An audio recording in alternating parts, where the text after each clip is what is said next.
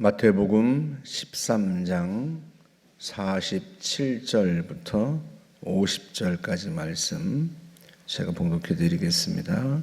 또 천국은 마치 바다에 치고 각종 물고기를 모으는 그물과 같으니 그물에 가득함에 물가로 끌어내어 앉아서 좋은 것은 그릇에 담고 못된 것은 내버리느니라. 세상 끝에도 이러하리라. 천사들이 와서 의인 중에서 악인을 갈라내어 풀무불에 던져 넣으리니 거기서 울며 이를 갈리라. 아멘. 천국은 마치 그물과 같다, 그렇게 말씀을 합니다.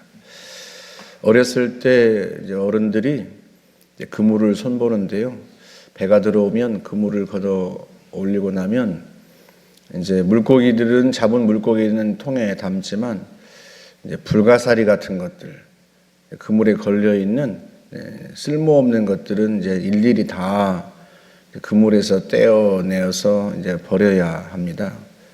그게 이제 흔히 이제 바닷가에서 어부들이 하는 제일 흔히 하는 일 중에 하나예요. 그런데 천국이 마치 그와 같다는 거예요. 그러니까 천국은 반드시 심판하는 날이 온다, 이제 그것을 우리에게 말씀해주고 있는 거죠. 성경은 주님도 마찬가지고 성경 모든 부분에서 마지막 날 심판 날이 있을 거라는 사실에 대해서 분명하게 이야기를 합니다. 예수님께서도 마태복음 25장에서 세 가지의 비유를 들려주시죠.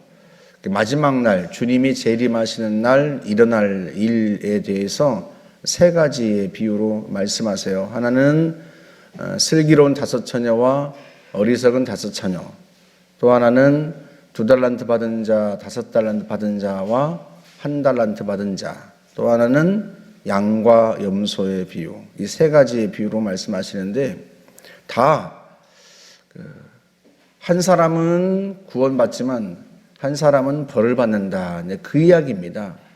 슬기로운 5 처녀는 마지막 어린 양의 혼인잔치에 들어가지만 어리석은 5 처녀는 끝내 그 혼인잔치에 들어가지 못한다, 그 얘기고, 2달란트와 5달란트 받은 자는 주인에게 칭찬받지만 1달란트 받은 자는 바깥으로 쫓겨나서 어두운 데서 슬피 울며 이를 갈리라 하고 말씀하고요.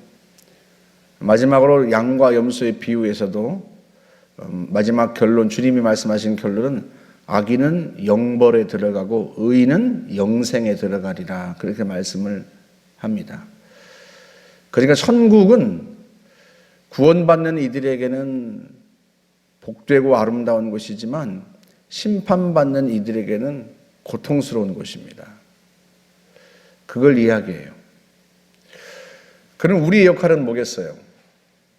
오늘 주님이 말씀하신 이 천국의 비유 안에 우리의 역할은 보이지 않아요. 천사들이 악인은 걸러내어서, 의인 중에서 악인을 걸러내서 영원한 벌에 넣을 것이다 하는데 우리 역할은 보이지 않죠. 우리 역할은. 그런데 베드로 사도가 그런 이야기를 합니다. 베드로후서 3장 9절에서 주의 약속은, 그러니까 주님이 다시 오신다는 주님의 재림의 약속은 어떤 이들이 생각하는 것 같이 더딘 것이 아니라, 사람들이 주님의 재림이 늦어지니까 주님이 왜 이리 안 오시나 하고 그렇게 베드로 사도에게 질문하고, 또는 이제 불만도 터뜨렸겠죠. 왜냐하면 그 당시는 핍박의 시대니까 예수 믿는 사람들이 많은 박해를 받고, 로마 시대에 그런 박해 속에 있다 보니까 빨리 주님이 재림하셔야 되는데, 재림하셔서 성도들을 구원하고 또 박해자들을 심판하셔야 되는데 주님이 재림하지 않으시니까, 더디니까 거기에 대한 불만도 있었겠죠. 그런데 베드로 사도가 거기에 대해 답을 하는 거예요.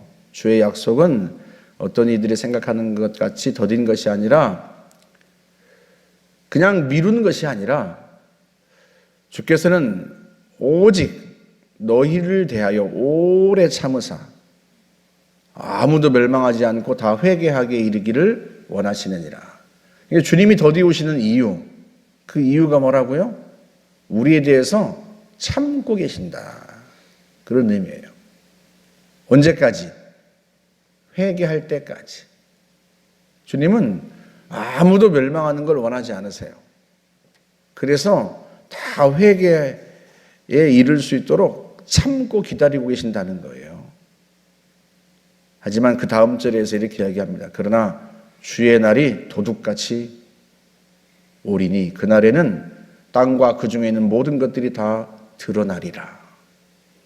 그렇게 주님이 기다리시고 참아주시지만 그럼에도 불구하고 어떤 날이 온다? 마지막 심판의 날이 온다. 주의 날이, 주님의 날이, 주의 재림의 날이 도둑같이 올 것이다. 아무도 모를 때, 아무도 예상하지 못할 때, 그때 주의 날이 도둑같이 임하는데 어떤 일이 벌어진다고요? 땅과 그 중에 있는 모든 것들이 다 드러난다.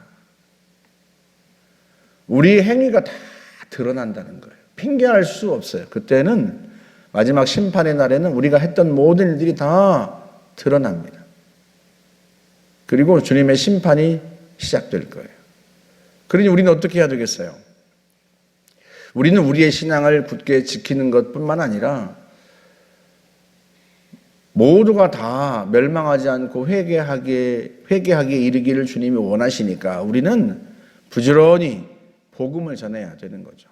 사람들이 회개하고 주님께 돌아올 수 있도록 우리가 그 일을 해야 되는 것 아니겠습니까? 그래서 마지막 천국 그 비유에서 오늘 천국 비유에서 말씀하신 것처럼 마지막 날 그 심판의 날에 정말 우리 곁에 있던 사람들이 그 행위로 말미암아 심판받지 않도록 그 행위에 대해 다 회개하고 하나님의 은혜를 힘입을 수 있도록 그것이 우리의 역할인 거죠. 저와 여러분들이 주님이 다시 오실 날을 기다리면서 동시에 부지런히 복음을 전하여 사람들이 자신의 죄를 용서받고 하나님의 은혜를 얻을 수 있도록 저와 여러분들이 힘쓸 수 있기를 주의 이름으로 부탁드립니다. 함께 기도하겠습니다. 하나님 아버지, 마지막 심판의 날이 오기 전에 우리가 부지런히 복음을 전하여 많은 영혼들이 자신의 악한 행위에 대하여 회개하고 주께 용서받아 구원받는 은총을 누릴 수 있도록 하나님 저희들이 그 사명 감당할 수 있도록 역사하여 주옵소서. 성령을 부으시고 우리에게 힘과 은혜를 더하여 주옵소서. 예수님의 이름으로 기도하옵나이다. 아멘.